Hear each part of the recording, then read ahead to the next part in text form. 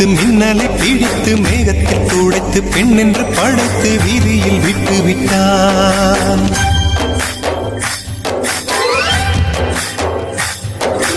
இப்படி இன்னொரு பெண்மையை படைக்க தன்னிடம் கற்பனை தீர்ந்ததை எண்ணித்தான் பிரம்மனும் மூர்ச்சையுற்றான்.